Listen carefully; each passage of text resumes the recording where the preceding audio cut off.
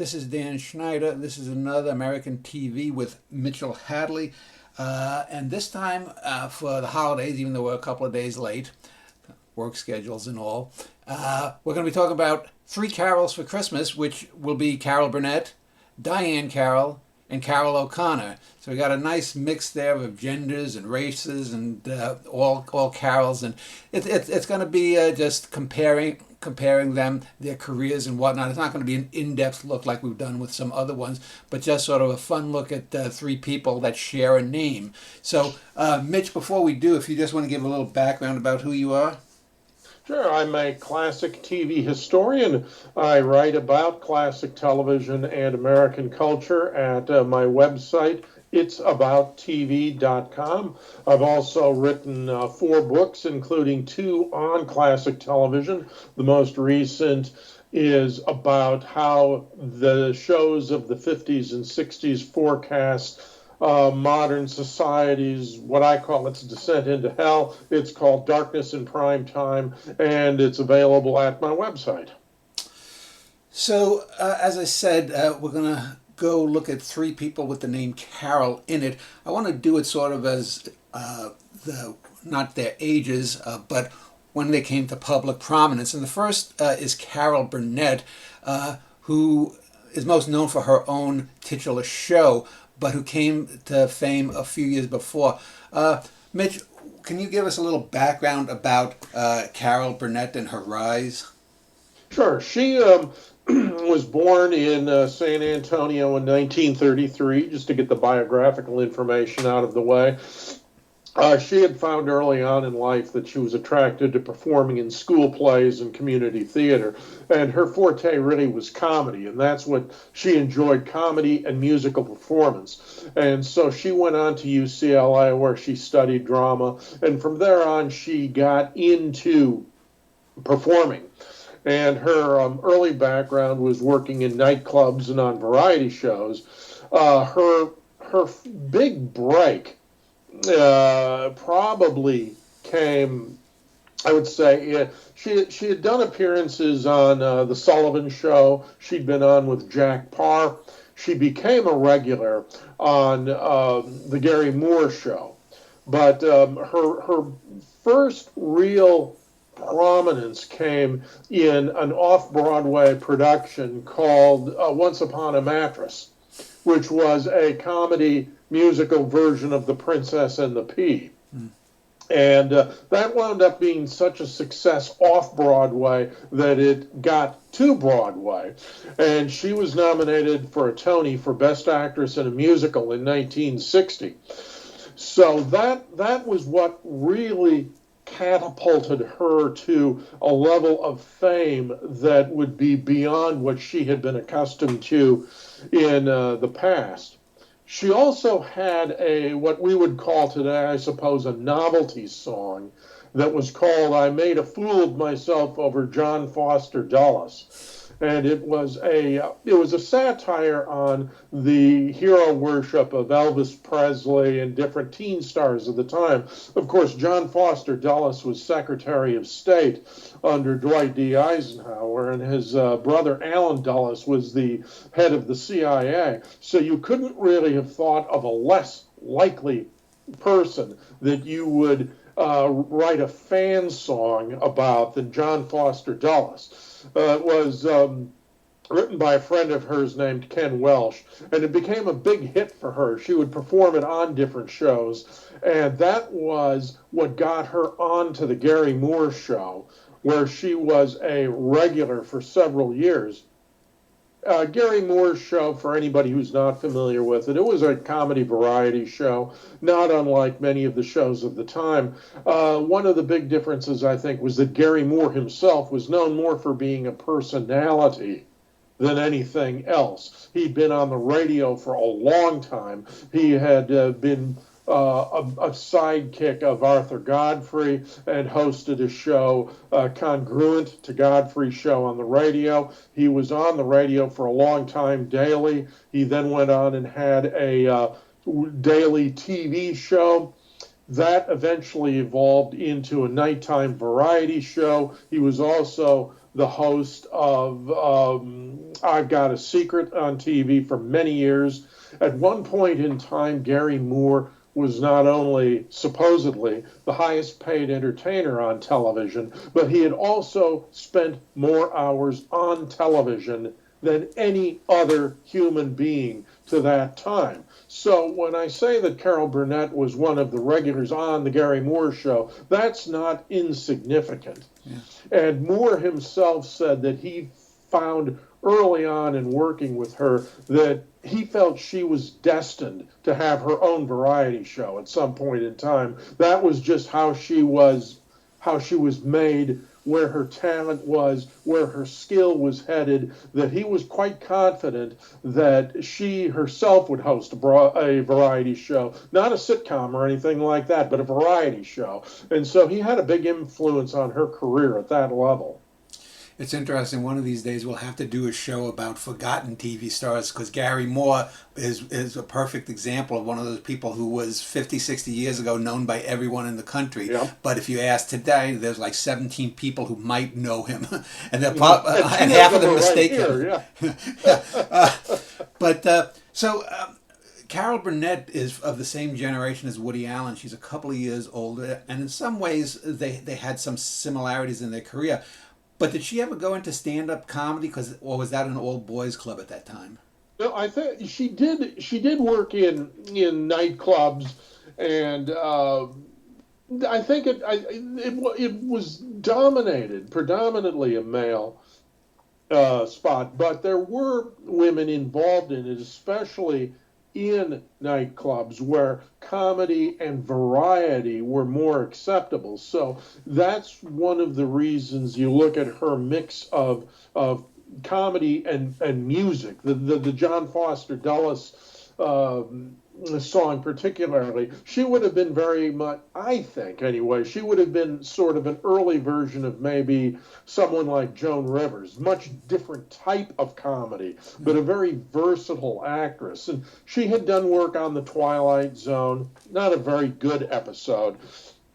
It was a pilot, actually, for a possible sitcom that she would have done.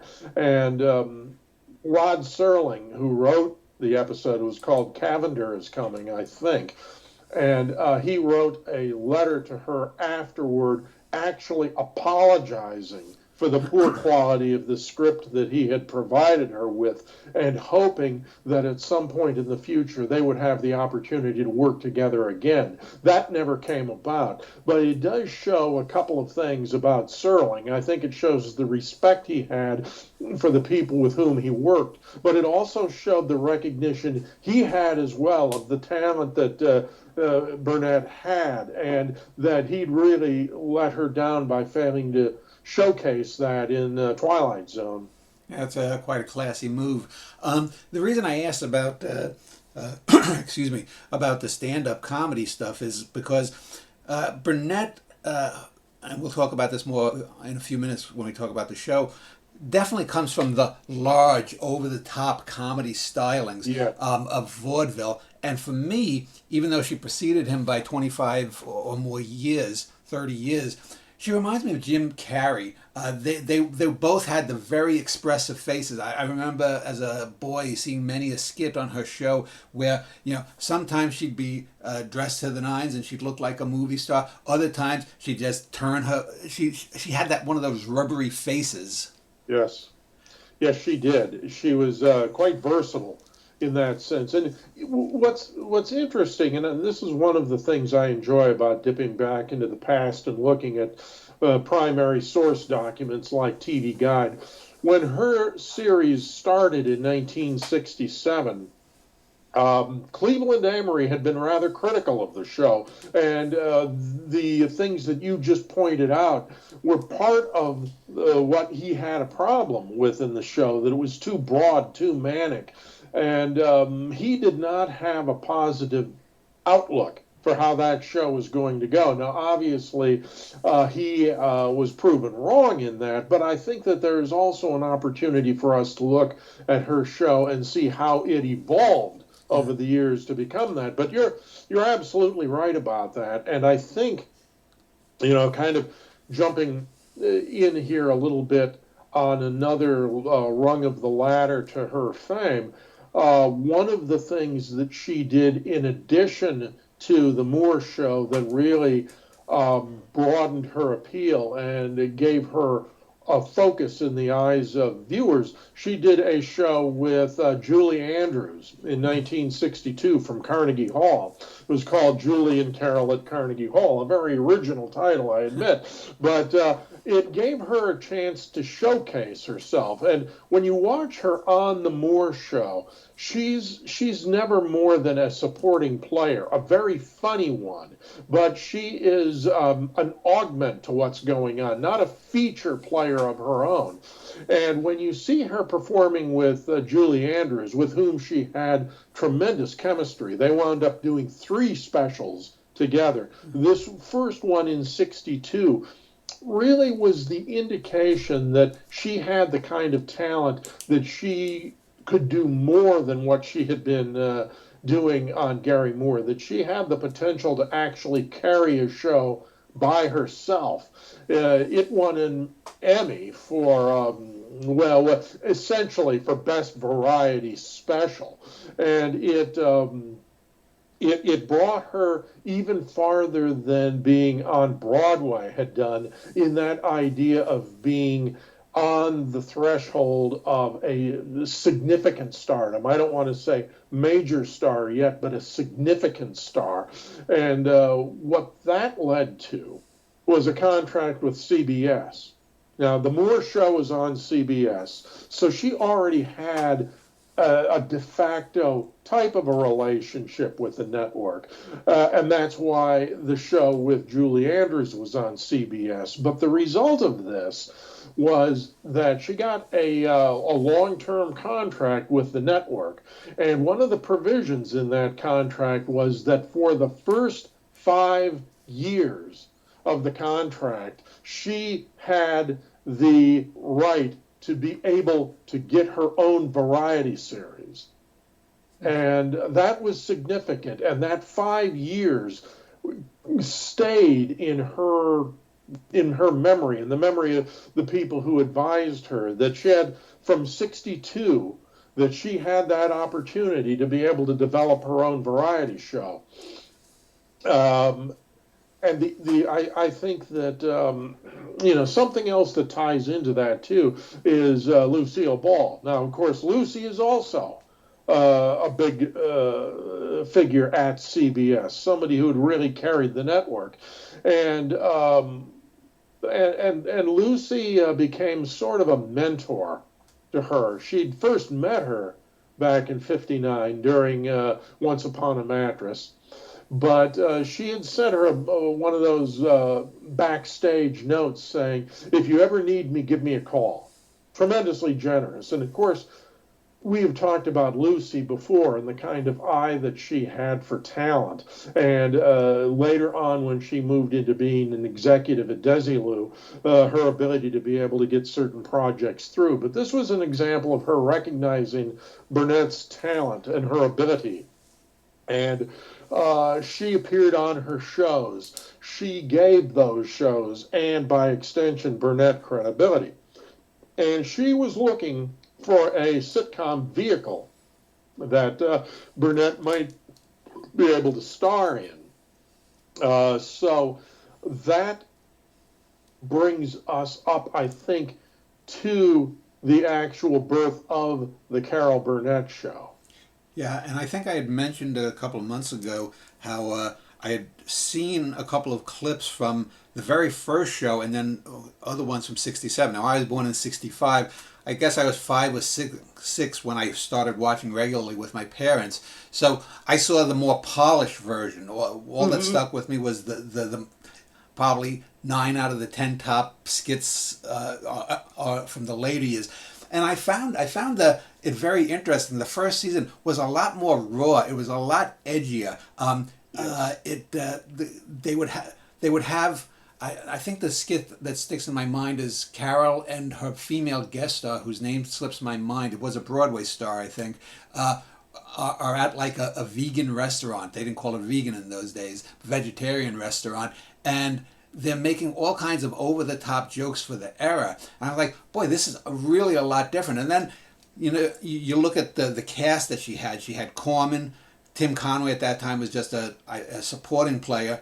Lyle Wagner and Vicki Lawrence. Those were the main ones that I know of. And you could tell it was very raw. It was inchoate. It wasn't what it was going to become. What was the critical take and your take on the first few years? I think you're right. I think you're right about that, and that was sort of what Amory was suggesting in his review as well. That the show, he didn't like the direction it was taking. He did think it was broad and over the top, and that comes as kind of a shock, I think, to modern viewers who are much more familiar with the later Carol. And the part of that is because of all of the clips that we've seen. I mean, I don't know how many decades Carol Burnett and company, the syndicated clips, have been running, but those are just the comedy bits. They tend to focus on the later years, particularly when Tim Conway had become a regular and had really started to steal all the scenes that he was in. And that's where you get most of the most memorable scripts. I think early on the show is still trying to feel itself through a little bit. She was one of the first women to host a network variety show. Not the first, but I think Betty White actually gets credit for that because she had hosted a show of her own as well. But Burnett is one of the first. And when you talk about the old boy network, that's really something that she is coming up against. The idea that a female lead can be the title host of a variety show. Now, again, Moore had seen this from the very start, and he was convinced she had what it took to do this. There's no particular evidence that he was a mentor or guided her into this, but later he would talk about how obvious it had been to him. And so it wouldn't surprise me in these stories we read about how Lucy and the other executives at CBS had tried to push her into a sitcom. It doesn't surprise me that she would go away from that and force the variety show clause in her contract. And it wouldn't surprise me at all if Moore had at least advised her on that.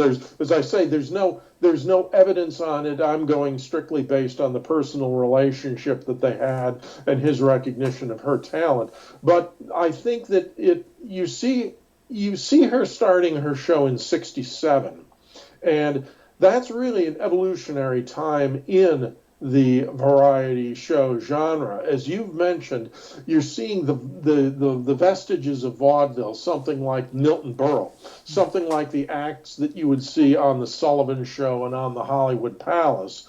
And shows are just starting to get into a little more refined type of comedy. Burnett was de facto the successor to the Danny Kaye show. Now, Danny Kaye had been a big-name entertainer whom CBS had been trying to woo for many, many years with a variety show, and he finally accepted. He was on for 4 seasons, and one of Kaye's regulars on that show was Harvey Korman. And so as Burnett inherited the time slot, she also inherited Harvey Korman as part of the cast. You look at the way she structures the show, just as Gary Moore had his announcer, Durwood Kirby.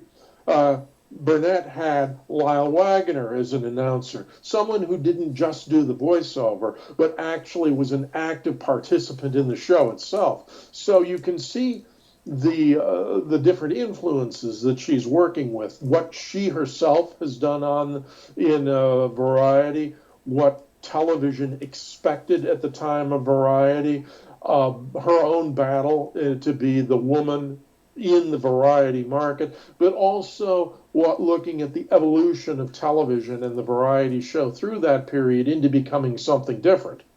Yeah, to me, in looking at the earlier clips and then the later clips, I think she saw that the show itself couldn't sustain itself with just clips with basically her and the guest stars. She had to develop the supporting cast. And if you look at the later show, things like Mama's Family, they came from it.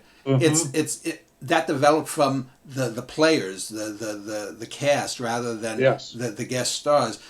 You mentioned Lyle Wagner, and what did he do after Carol Burnett? I think he was on Wonder Woman for a couple of seasons. Yes. He was okay, but once he left, I think that opened up the way, as you said, for Tim Conway, was what would be called the breakout star, Mr. Wiggins, and all that stuff. Or a break-up star, if you will. Yeah, the effect he had on everybody. And I think it's a credit to Burnett that and her own egolessness. From what I've ever read about her, she was not difficult to work with. No, very generous. That she allowed whether it was Vicki Lawrence to shine, as Mama, whether it's Tim Conway in a half a dozen major characters, and Harvey Korman. And you can see in some of the later episodes and skits, the cast is constantly trying to one up each other,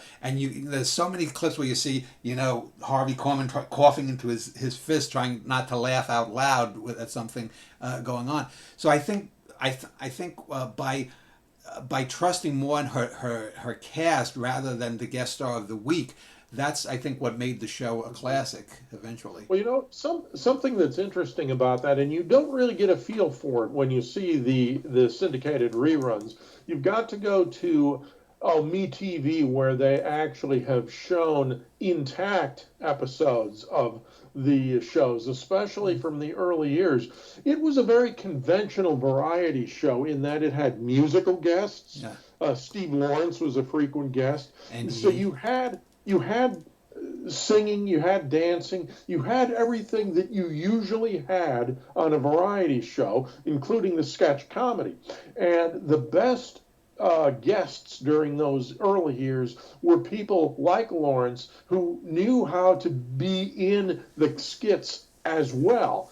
Steve Lawrence, we think of him, Steve and Edie. He actually had a pretty fine comic sense of timing. He had his own variety show for a while. He was mentored by Jackie Gleason.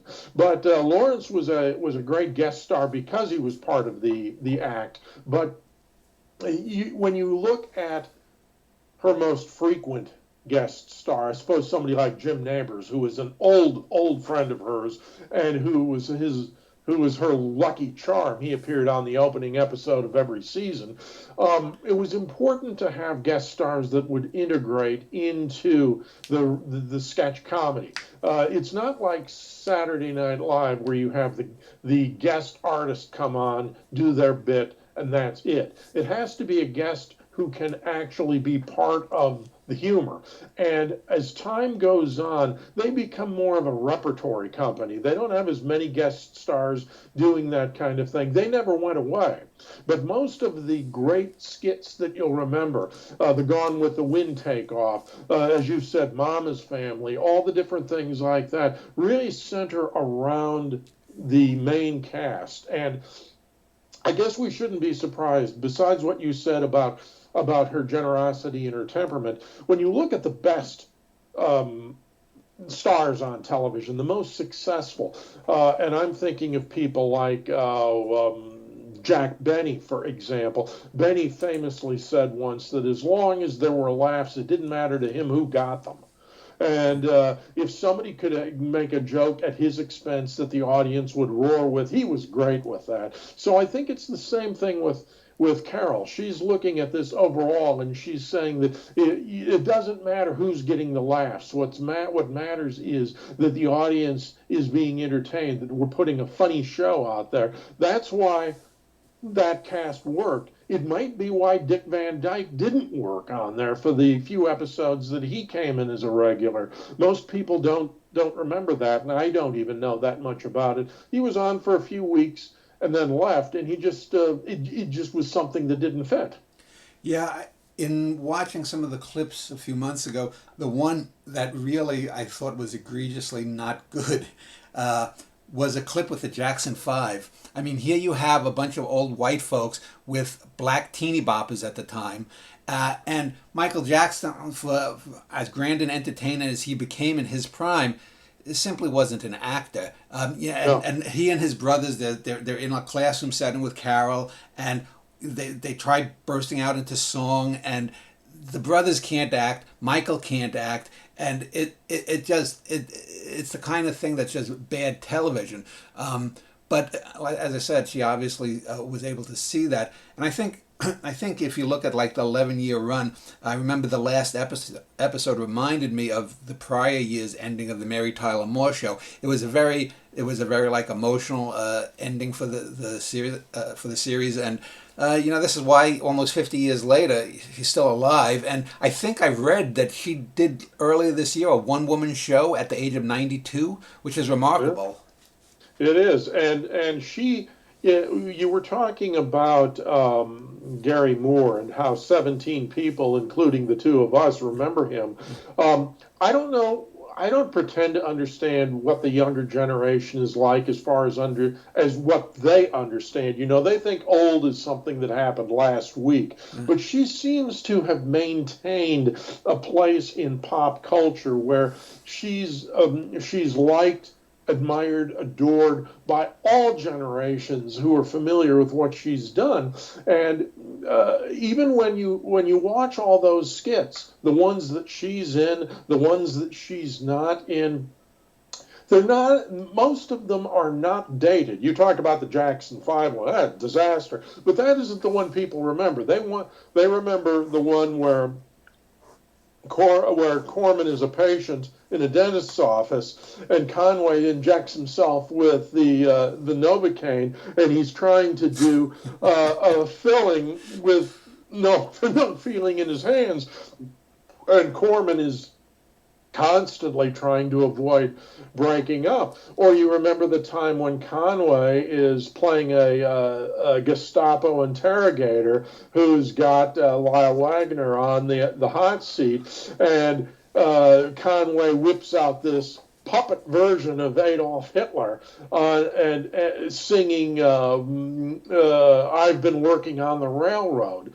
There's an absurdity about that piece particularly has an absurdity that would rank up there, I think, with even Monty Python as far as ridiculousness. And yet that kind of humor evades datedness. The show's as funny now as it was when it was on then, and that's part of what keeps it alive, what keeps her alive, and that is a significant part of her legacy, that she was able to do that.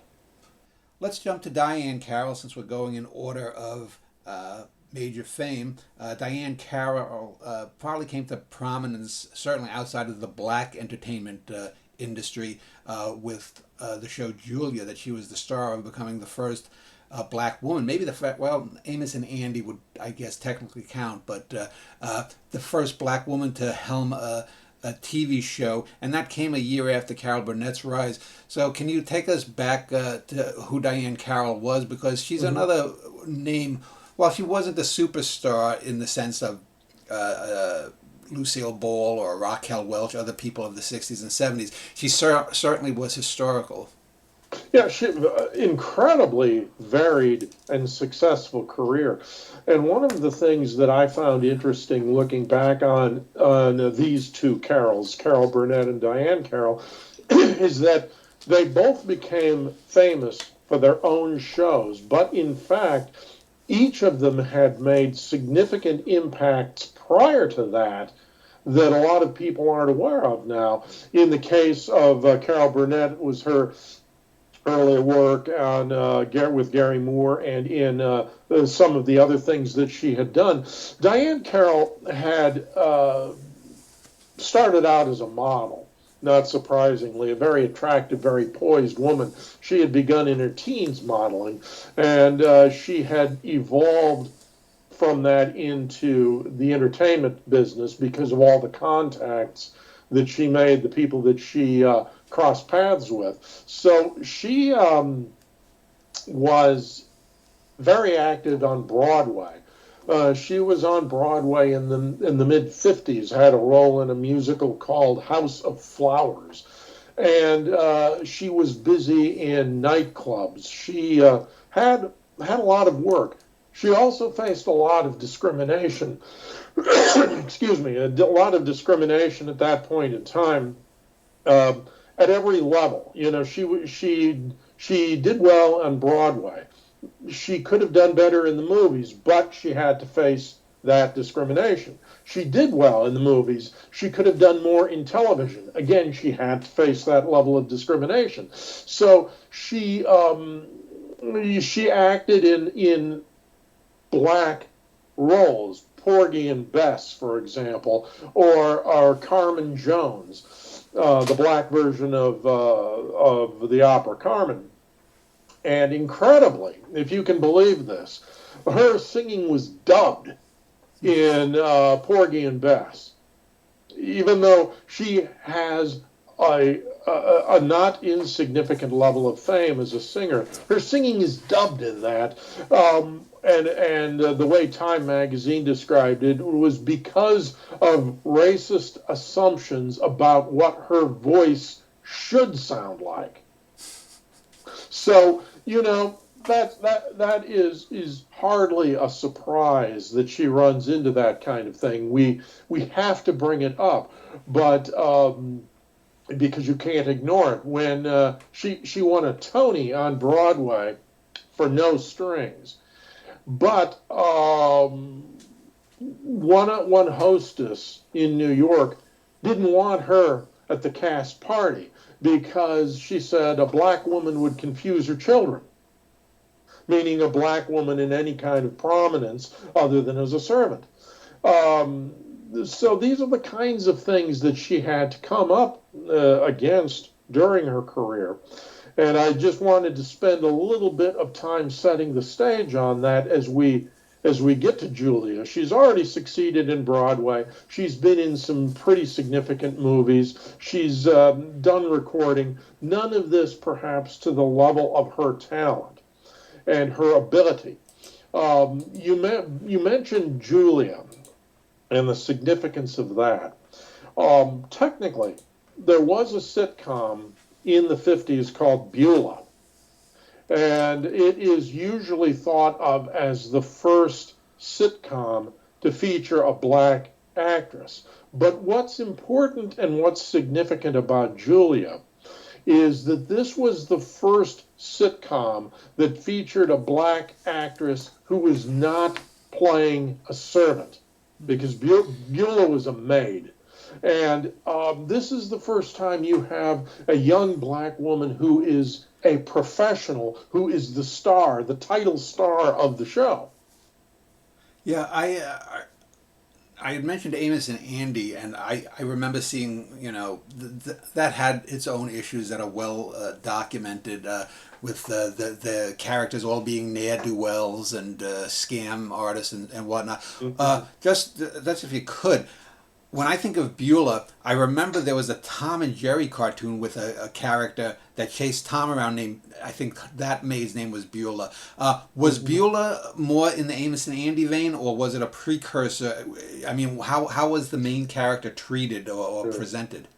I haven't had a lot of experience with that, but the anecdotal evidence that I have seen suggests that she was kind of an observer of the things that were going on around her. So she was definitely a servant. She was not a Hazel type of servant who actually ran the household.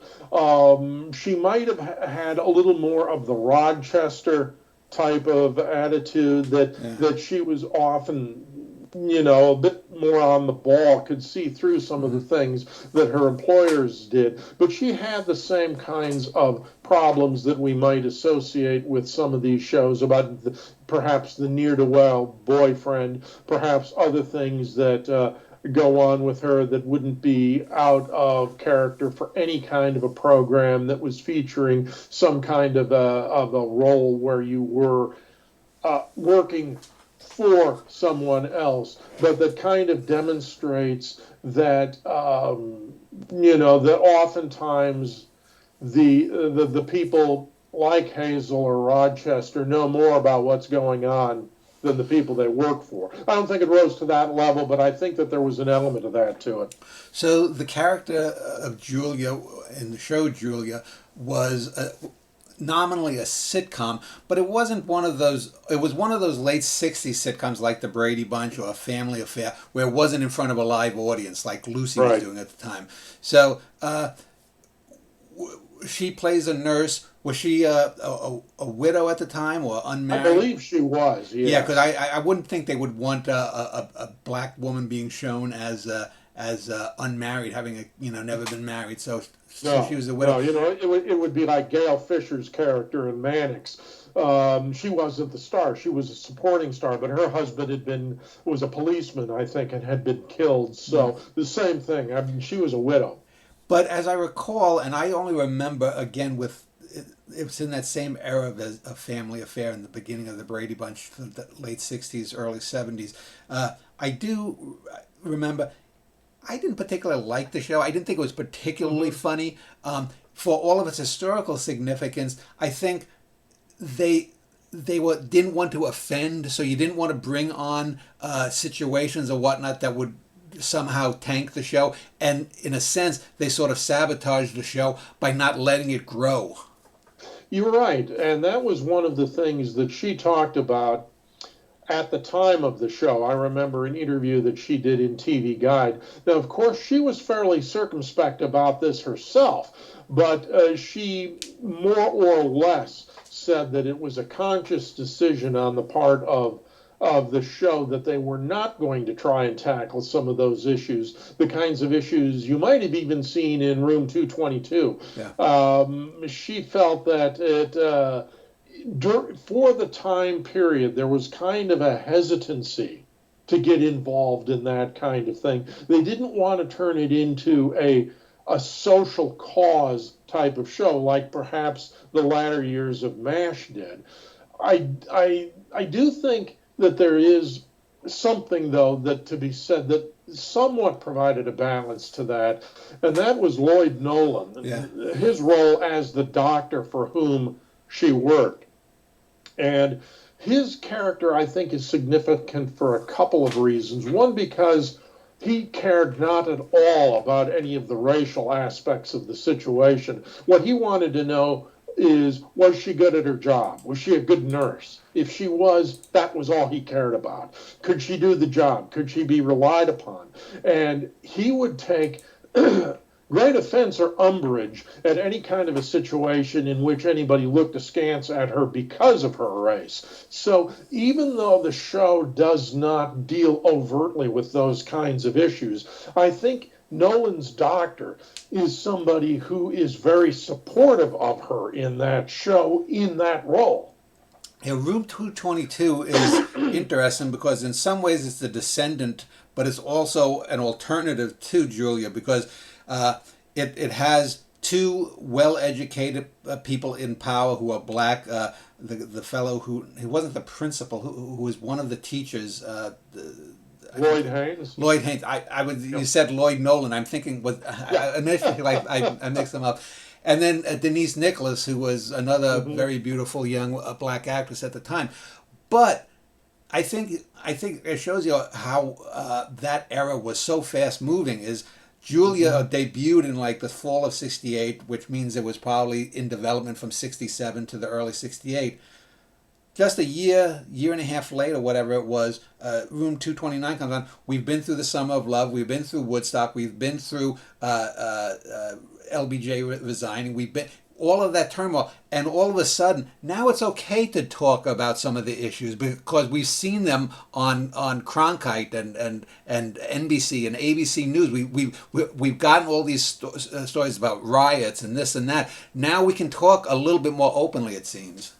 Well, and another interesting thing about that, and maybe this is something we can talk about someday as well, more in depth, but Lloyd Haynes was very much of an activist.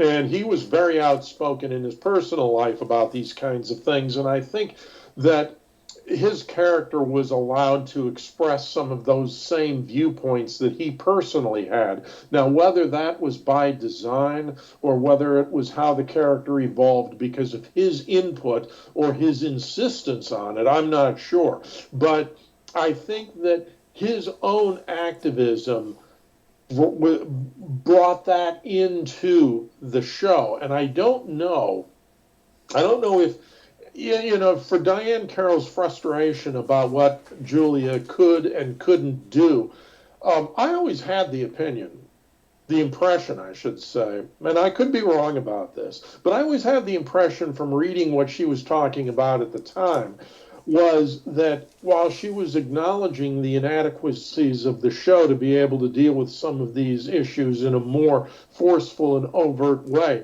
she was also acknowledging that it was a very difficult thing to be done on TV at the time, much as what you were suggesting about how quickly things went.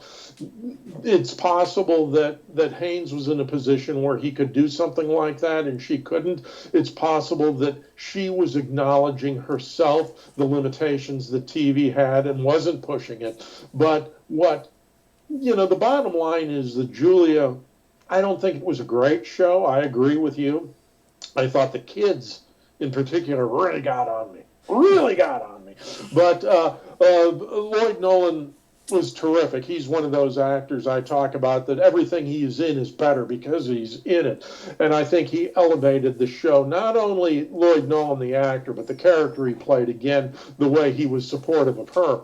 And what Julia did in terms of television, it is significant in history for being the first, if not the biggest, mover. But also in terms of Diane Carroll's career, she goes from Julia, and after that, she is back working in television, working in the movies.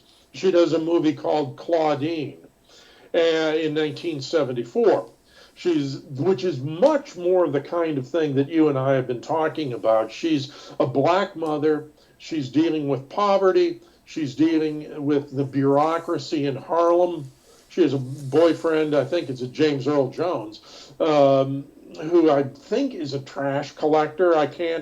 Don't quote me on that, and yet it is shown as a good relationship, not particularly a ne'er-do-well type of thing. But she gets an Academy Award nomination for that for Best Actress, which is certainly.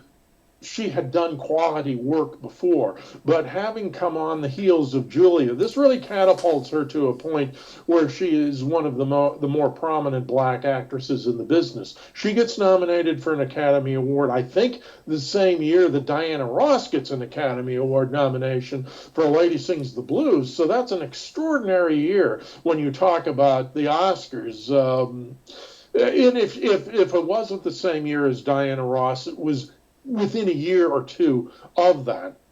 But that gives her a lot of credibility as a serious actress. That gives her more opportunities in Hollywood.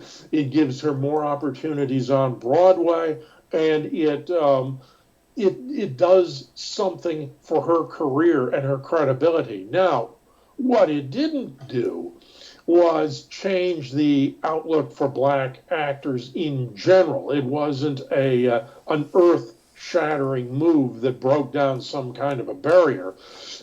And she did not get a lot of movie opportunities after that, some.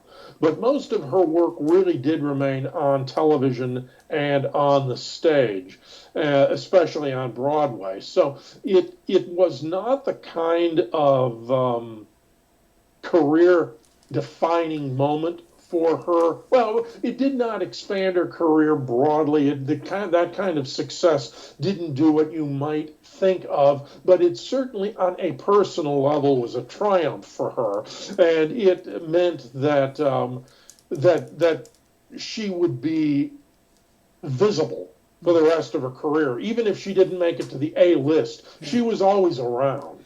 Yeah, I somehow recall though the 1970s didn't she have some gigs in Las Vegas for a while as a singer? I could be wrong. Yes, I think you are right. I think that she did become better known as for the music part of her career at that point in time. Yeah. She was doing albums. She did jazz, pop, Broadway. They were never as prominent as her acting career, but they were significant enough.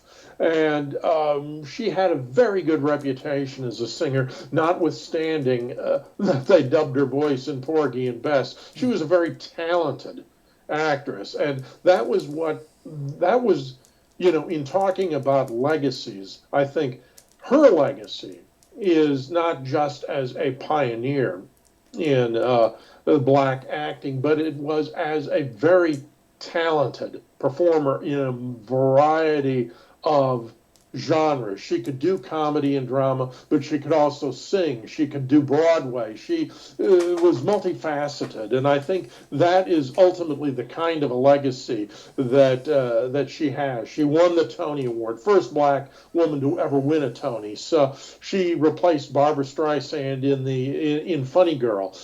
She did a lot of work of that size, and I had the opportunity to see her at the Mid-Atlantic Nostalgia Convention just a year or two before she died.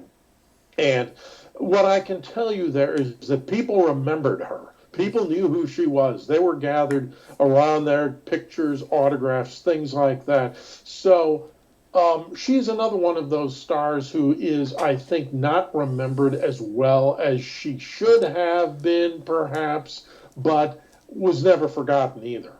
And after that, after a sort of fallow period in the 70s, she had a few years run as the sort of bastard the half sister of Blake Carrington on Dynasty, played by John Forsythe, interracial there. And as I recall, I watched Dynasty on and off about a year and a half of its 8 or 9 year run, and she was good. It was even though she was at the time close to my age. I'm 60. She was probably 55, 60 in that range there. She still looked fabulous. She was sort of they tried to make her into a clone of Alexis Joan Collins' bitchy character, but it never seemed to work. And when the show went off the air, she did a few other things. But so she seems to be like one of those question marks. What could have been if she came along now? She could have been maybe the Halle Berry, what Halle Berry is. Absolutely, she certainly had the talent and the looks. Yes, absolutely, and the ability to star in so many different kinds of genres. Music, comedy, drama. That kind of versatility is a great testimonial to her talent, but it's also the kinds of things that you don't see much in Hollywood anymore, or anywhere else either. Everybody's a specialist.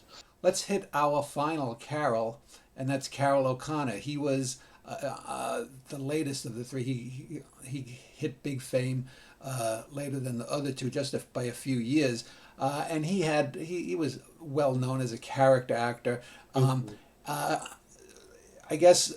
Let's start with a little background about him. People will think Carol, and they'll think that's a female name, but he had 2 R's and 2 L's, just like I think the surname that Diane Carroll chose. So she was really Carol, Carol, but she used Carol as the last name, stylized, and that's just the I guess Celtic version of Carl or Charles Carl. Yep. His actual name was John Carroll O'Connor. So. He was born in 1924 in New York. I think if you listen to him talk, there's no surprise that he's from New York. Like so many of the people that we've talked about, he got his start very early in school, found out that he was good at telling stories and acting in plays, moved into the local theater, served in the Army Air Force in World War II. That was kind of an interruption, but it also was a positive for him in that it exposed him to a much greater variety of life experiences, as they would say now, I guess. But it exposed him to a lot more than what he had experienced in New York, and that was something that he would bring with him into the different roles that he played. You're right that he was a character actor and a very busy one. He appeared in a lot of regional theater and off Broadway as he was coming up. He's well cast for a character like Archie Bunker in that he usually played kind of an everyman, a role that he's very convincing in. And he would go on and do that in his early television work, too. He was busy, being that he was from New York, he was into that part of the television world that drew heavily on New York actors. In other words, dramatic anthologies, series like The Defenders that were made in New York. He did a lot of work, not only in that, but in the theater. He did an episode of one of your favorite shows, Outer Limits. Yes, yes, he did. And you know what's interesting about his work is that when he plays the rough neighborhood kind of guy, I find him very effective because that's really the characterization that he has carved out for him, and it is so much of him. But when you put him into a different role, and I'm thinking of a role that he played in The Defenders, where he was a doctor who was being sued for malpractice. Now, this could be a shortcoming of mine. I'm always willing to admit that up front. But I found him utterly unconvincing in that kind of a role as a professional man. It doesn't seem to suit him. He seems a little too rough around the edges, and it seems as if the words don't come naturally out of his mouth. So when he's playing a character like a doctor, I don't find that he sells that role very well. Now, I think the flip side of that is the role he played as a high-placed executive within the mob in the great Lee Marvin movie Point Blank. Now, there he is very good because that an executive in the mob is the antithesis of what I've talked about, the smooth, well-spoken type. Yes, many of the most famous mobsters had some of that, but there's where his rough edges play very well into a man who is dressed in a suit and a tie. He works for people, but he has a lot of people who work for him, and yet you can utterly believe how it was that he rose up the ladder in the mob to get to where he was. That roughness works very well for him. So you see him in a variety of roles, in a variety of series, and you see the preparation of what he does really well. That's what makes him an effective Archie. If you had introduced him into a series in another type of a role, I don't think it would have worked because I don't think he was that kind of an actor. You know, it's interesting because I think I've mentioned this before with you once or twice on these series of shows, or maybe it was something before that. He reminds me a lot of Jack Klugman in that both Klugman and he had a good 25 year run as character actors. And they were character actors primarily because they were playing dramatic roles. Along comes Oscar Madison in The Odd Couple. Along comes Archie Bunker and All in the Family. And these two, I would call them mid-level character actors, all of a sudden it all falls together. The Odd Couple, I think, I think the television show with those two is better than the film. It's better than the stage play, which I've seen several times. It's better than any of the things that came after it, derived from it. All in the Family is better than anything O'Connor did. I mean, that's partly because of Lear and the writers, but it is he slips into it. Archie Bunker was the role he was born to play, just like Oscar Madison was for Klugman. It was the role he was born to play. It was the role he was trained all those years to play, whether anybody realized it or not. Yeah. And one of the interesting things when you look back at All in the Family, at the history of the show, is and going further back to the British show that it was based on, Archie clearly is not supposed to be the sympathetic character, and yet there's this tremendous surprise, even bordering on shock, that people have to find out that the audience immediately identifies with him, Yeah. and he becomes, I'm not even sure I want to say that he becomes an anti-hero. He actually becomes the hero of the series, and they find that viewers are agreeing with him on a lot of these things, whereas he was supposed to be perhaps the straw man that is set up to be able to knock down.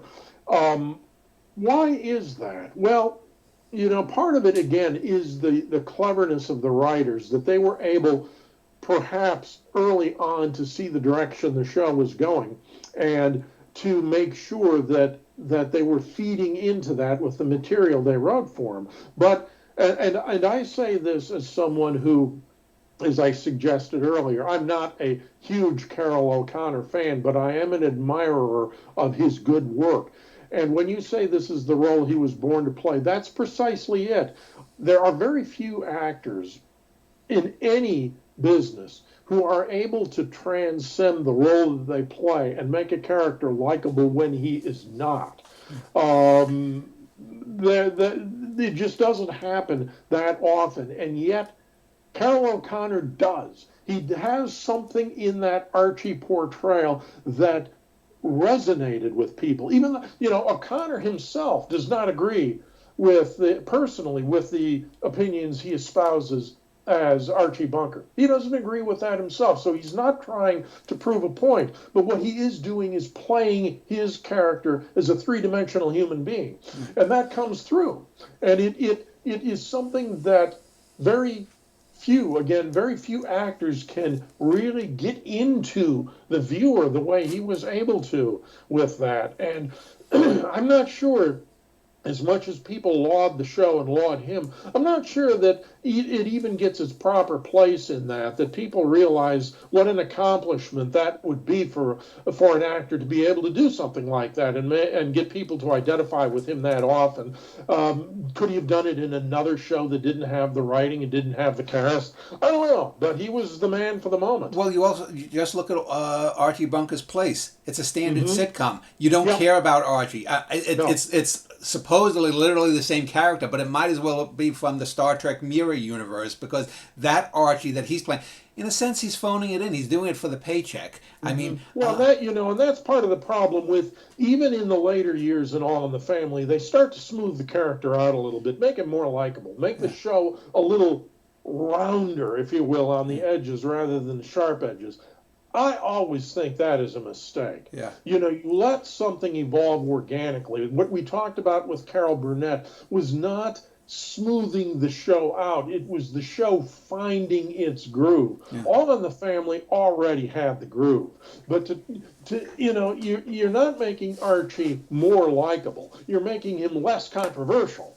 And if you make Archie less controversial, he oddly enough becomes less three-dimensional and more stereotypical. The scene with Sammy Davis Jr. is memorable in many respects, but you wind up asking yourself in some of these, how true to the character is what's going on proving to be. And you have to remember that when you look at a character evolving, this is, I'm going to take a 1-minute digression to just talk a little bit about this as a writer who works in fiction as well as in history.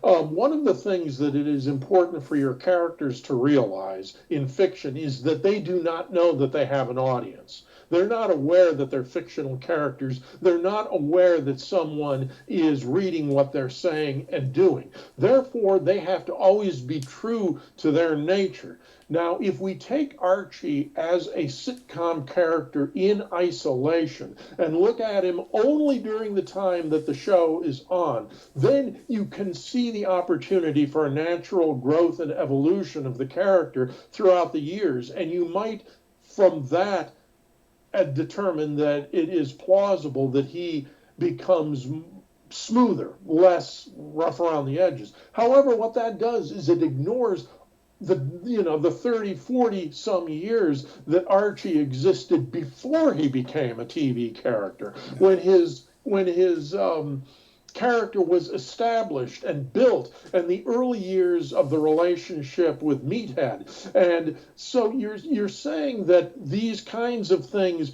in an 8-year period can certainly soften somebody, but is it realistic to the character for all the years that it took for him to get from point A to point B? I don't think so. And if the show works as well as it does in its later years, then it's probably O'Connor's doing. By the time you get to Archie Bunker's Place, I agree. It's just a standard sitcom, and there's no reason for him to be in it. I think that you see him doing much better work when he gets in the heat of the night. Yeah. And before we get to that, this is the same thing that happened with The Simpsons. It didn't take 30 years. It took a little less than a decade. And I think, putting aside the hero-anti-hero thing, I think it's the underdog-overdog thing. Meathead, played by Rob Reiner, just so people know, we're recording this just a couple of weeks after the horrible murder of Reiner and his wife by his son. Rest in peace, yeah. But they did not do a they did a disservice, rather, by making Archie dumber as he got older. And it's not like he was suffering from Alzheimer's. They never went there. No. But he just got dumber and dumber. And by doing so, you make him the underdog. And so even though some of the things he says about black people, about Vietnamese people, about Jews, about this, gays, whatever it might be. And I remember a really good episode with Anthony Geary as the gay friend of Mike. Anthony Geary, a longtime soap star who just recently died too. Mm-hmm. But by doing that, you're making him the likable. It's very similar to what happened with Jimmy Walker on Good Times. Is they made him dumber and dumber to the point that he became the star, and it wasn't so much because people wanted a pickaninny, kind of image, but because when you make a black character dumber and dumber unnaturally, that's what people are going to be attracted to in that subtle kind of racism way. And I guess the blame has to go to Lear, because famously, he had very contentious relationships with a lot of people. He had good ideas, but once they were implemented, things tended to go awry in his shows. Yeah. I think you've really hit it there. That's a very perceptive analysis, I think, and it shows one of the dangers that I think is inherent in comedy writing when you go for the laughs rather than letting a successful comedy writer, of course, has to be able to deliver punchlines in his writing, but everything is a setup for that, and the punchline generates itself organically from the situation in which it finds itself. And when you start out writing the punchline and you work backwards from it, you usually wind up with the path of least resistance. And I think that's what happens when you dumb down a character. You're trying to figure out how to get from A to B rather than what is the B that A naturally leads to. The only time that works is when you have absurdist type comedies, when you're doing Married with Children or Night Court, where these are not people that you're going to meet in real life. You're not going to meet an Al Bundy. You're not going to meet a Bull Shannon, But so therefore, you can have the joke be the primary thing that you're going for.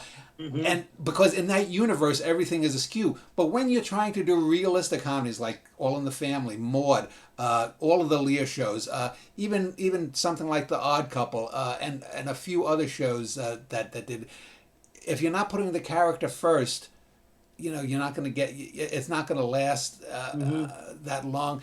And, you end up with Archie Bunker's Place, which, again, wasn't the worst show that was ever on. It was on for, 4 seasons or something like that. But the character needed to be retired. But before we get on to Heat of the Night, I do want to ask, because I did just briefly mention the Rob Reiner murder. And one of the things I found really sick in just the last couple of weeks is there have been a whole slew of AI-generated bot things about the relationship between Rob Reiner and Carol O'Connor, some pro, some con. Do we know whether they got along actually and worked well together? Because some of these little videos say they hated each other, others say they loved each other.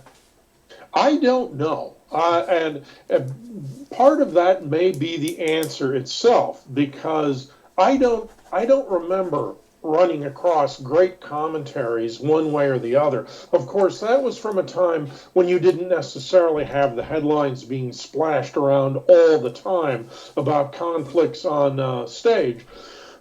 So it's possible that they are well documented, but I don't know about them, and perhaps that means that there was nothing particularly unusual about them. Yeah, I was just looking at Heat of the Night, and oddly enough, a la the Reiner situation, Carol O'Connor's son had an almost equally troubled life, not as violent, but. In the Heat of the Night was a major film 20 years earlier Yeah. before it appeared in the 80s with O'Connor in the lead white role. The Portier role was played by, what's the actor's name? Oh, God, I can't remember. Yeah, I know exactly who you're talking about. Yeah, and too. he also had a major drug issues. Yes, he did. But to get on with the show, Well, how did that come about? I think, In the Heat of the Night is a great role for O'Connor again, and but it's a very different role. Howard Rollins. Howard Rollins. Yes, Broadway yes, star. Thank you. It's a very different role from Archie Bunker in that O'Connor is stepping into a role that has already been created, and memorably so. Rod Steiger won a Best Actor Oscar for playing what, in some respects, was a supporting role, because Sidney Poitier in 1967 is one of the top 2 or 3 box office stars in movies. And any movie that he's in, he's going to be the star. And he's the hero of In the Heat of the Night. Steiger's performance as Chief Gillespie is a very nuanced one, because he has to play a man who is basically dislikable, but at some level always remembers that he's a policeman. And in the end, the search for a certain kind of justice trumps whatever personal prejudices he might have.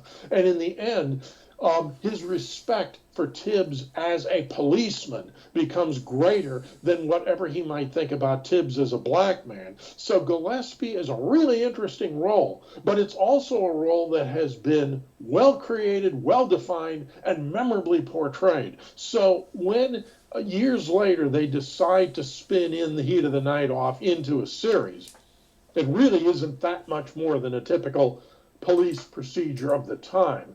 It has very little in common with the series other than the setting, the name, and the names of the main characters, and the fact that it is a police drama, but it doesn't deal with the social aspects anywhere near as often as the movie did. The advantage that it has, though, is that O'Connor is stepping into another one of those roles that he's really good at.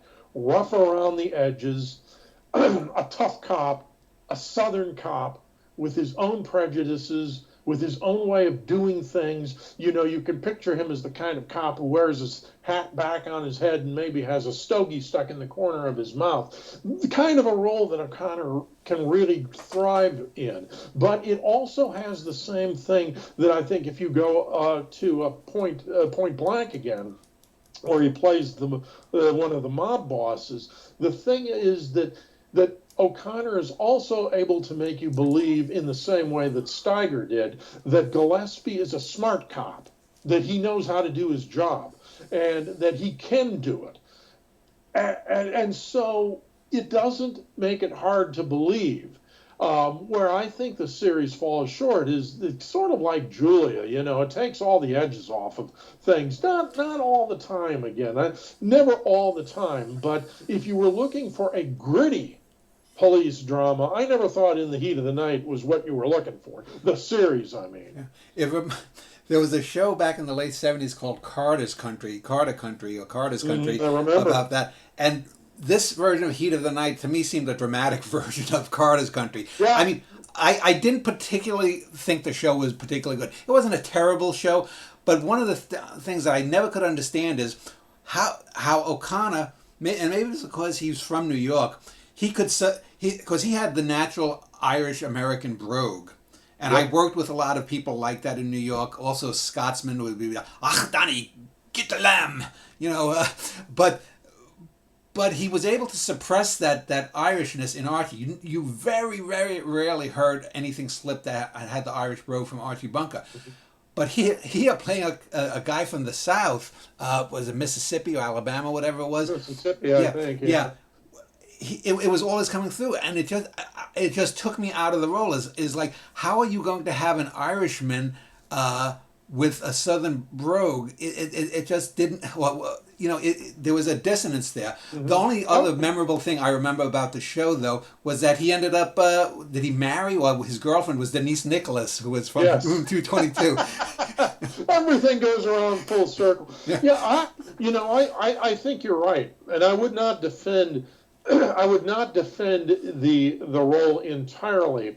I think that you have to have a certain suspension of disbelief to buy some of the things that happen, and the fact that when you talked about suppressing, if that's his version of a Southern accent, then we have some problems here. But I do think that what he successfully does is capture the kind of rough intelligence that Steiger had. I think, one of Steiger's most memorable lines in the movie is when he says, "We've got the motive, which is money, and the body, which is dead."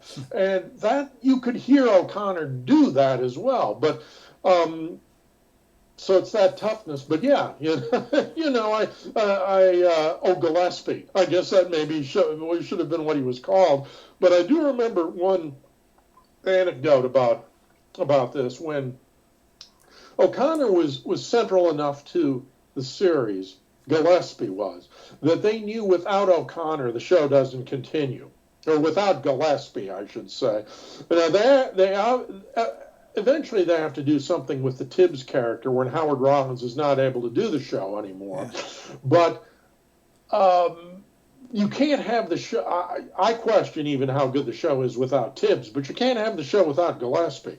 And so when they get into a contract dispute with O'Connor, which apparently is not uncommon for him, they get into a contract dispute with him, and they pull out the ultimate threat, the network does. They say, if you don't sign, we're going to go and we're going to bring the originator of the role back in. We'll ask Steiger. We'll get Steiger to play the role. And O'Connor says, no, that's fine, I know Rod, he was great in the movie, and I'm sure he'll do very well in the series as well. And the next thing you know, O'Connor's signing a new contract. So he called the bluff. And if you can't help but think that some of that bluffness that you see in the characters that he does well is a reflection of O'Connor the man. So, the legacy he has is that he is one of a few stars who had two successful series. I was going to say two hit series. All in the Family was certainly a hit. In the Heat of the Night is a hit if you're talking in terms of longevity. Yeah. It wasn't earth-shattering, but it stuck around for a while. He had two successful series. He had one character that he created and another character that he portrayed that are very memorable and unique. And for any actor to have two roles that he becomes that identified with on television, you've had a pretty good career, if you can say that. What you just said about the bluff that O'Connor called, it reminds me of a story I heard about Bob Newhart and them wanting to bring in a child to Bob and Emily, and they asked him what his opinion of the script was, and he said, it's a great script, really funny. He said, but who are you going to get to play Bob? and that was the last of it. That's something I really admire about a star, by the way, is that so many of the young stars just think they can push their way around all the time. And look at me, I'm a star. But it's guys like these two who know the power and they hold it in reserve so that when they use it, it kills. Yeah, and that's great. You have to know when to use it. Just because of the holiday season, I came up with the idea of doing 3 carols for Christmas. Do you think that is it just what popped into my mind? Do you think, or is there any throughway that you can see between the 3 actors? Well, yeah, I was thinking about that as I was going through some of my notes, and they all had longish careers before they came into the role that made them famous.